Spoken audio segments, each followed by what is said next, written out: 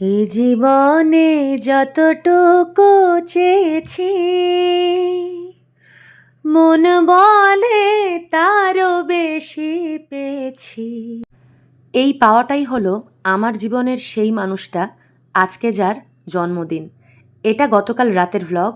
Office থেকে ফিরে নাচের ক্লাস করিয়ে রান্নাবান্না কমপ্লিট করে যতটুকু পেরেছি সাজানোর চেষ্টা করেছি।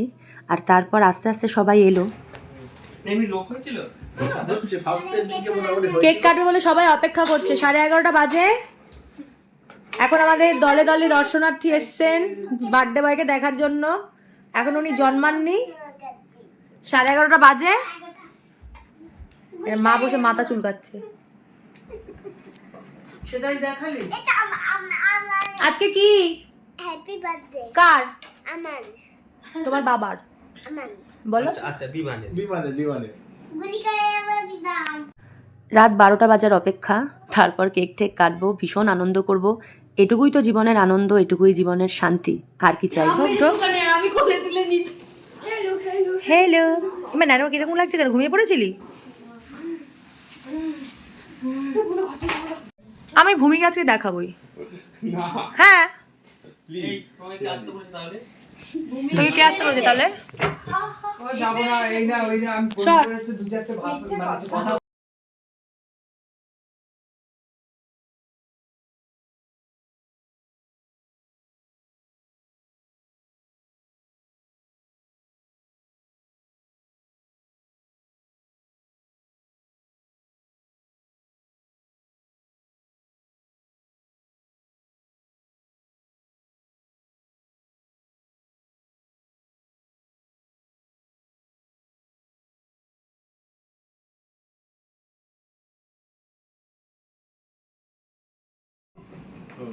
আসো সব মানিয়ে উত্তরীয় পড়িয়ে বাপি সাধু ভাইয়ের সম্বর্ধিত।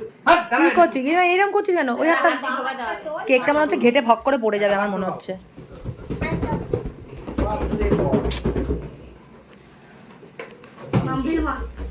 উত্তরীয়টা তোমার পক্ষে একটু ছোট হয়ে গেছে। এই যেখানে ভূমি এসছে দেখো বাপিদার কেক কাটতে। আমি দেখাবোই আজকে। গাল্লা হয়ে যায় আমার বাদ দিয়ে। বাদ দিয়ে গালি। সরে তোরা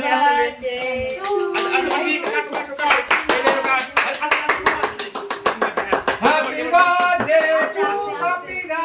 আরে বার্থডে উইশ করতে সেটা না দে। Happy birthday to you. না না আমার শ্বশুর মশাই। এই আমার ফোনের উপর বসে তো। এটা খাবার। হ্যাঁ সে একটু কি বসে একটু।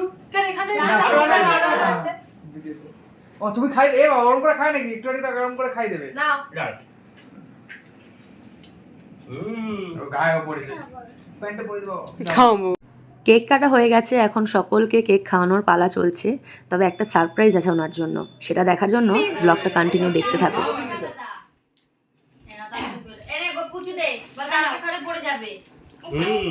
Thank you. সব আমান। তোমার এই তো আমি এইটা এই বাপিটা খাও। না ভাবি কেন কি এর পড়লো? খাবো। খাবো। ও পড়ে এখানে সব ওই দেখ কি দিয়েছে কাদাবাজি। কাস্টমাইজ কেকই তো ঠিকই তো বলেছে। খোলাটা খোলো। Diamond ring. এটা দাও। জানো। কি আছে? তুলতে হবে ভালো করে তোলো। এই ওর চেটে চেটে খেয়ে নিচ্ছ কেন? কি এমন হয়ে বসেছিস তুই? এটাই তো যা লাইট করলাম না। সেট আমার মুখটা দেখো। এটা লাইট করে ডায়মন্ড রিং। কি না বেরোচ্ছে শোনা, কেকের ডায়মন্ড ভিতর রিং থেকে? নেই গো। কি আছে? কেকের ভিতর থেকে একটা চেটে চেটে খেয়ে নাও আগে। শুরু হয়নি, আস্তে একটু আস্তে চেটে খেয়ে নাও এটা। এ বাবা সত্যি সত্যি খেয়ে নিলো। কি এটা? গিফট বেরোলো। খোলোটা। গিফট আছে দেখি। এই ছিল সেই সারপ্রাইজ, ছোট্ট একটা উপহার আমার তরফ থেকে। আর কেকটা কেনার পরই ভাবলাম কেকের ভেতর যদি এটা ঢুকিয়ে দেওয়া যায়। সেটাই করেছিলাম বাড়িতে এসে। ওরা বুঝতে পারেনি, তাই জন্য ভীষণ আনন্দ পেয়েছে। যাই হোক, ছোট্ট একটা উপহার আমার তরফ থেকে। আর একে উপহার দিয়ে লাভ নেই, সমস্ত কিছু আলমারিতেই পড়ে থাকে। তাও বারবার করে বললাম এটা কিন্তু তোমাকে পড়ে থাকতেই হবে। যাই হোক, কেমন লাগলো জানিও। আর আরেকজন কোলে বসে রয়েছে, জন্মদিন তো ওনারই। কখনো বাবার জন্মদিন বা আমার জন্মদিন, কারোর জন্মদিনই আমাদের নয়, সবটাই ওর। এটাই ওর আনন্দ। ছোটবেলায় তো এটুকুই আনন্দ।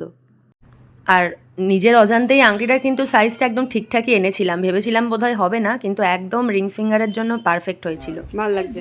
তো এইটা দিতে পারতে দেখি। ও বাপিদা পরে না না সব খুলে ফেলে দে। কোনো কিচ্ছু পারে, এটা আঙুল থেকে খুলবে না, এটা পড়ে থাকবে, এটা যথেষ্ট শক্ত।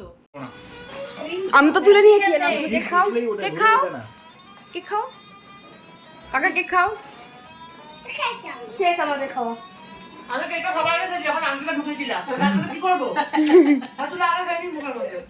ইয়ে করো ঠাম্মু তাহলে বার্থডে কেক তো আগে তুমি সেলিব্রেট করে নিছো। এই যে কোল্ড ড্রিঙ্কসটা দাও সবাইকে বারে গ্লাস দেবে বলো সোনা তুমি সোনা তুমি একটু কেক খাও। এ নাও এ নাও এ নাও এই নাও, আমার হাত থেকে একটু খাও, একটুখানি খাও, অল্প একটু, একটুখানি।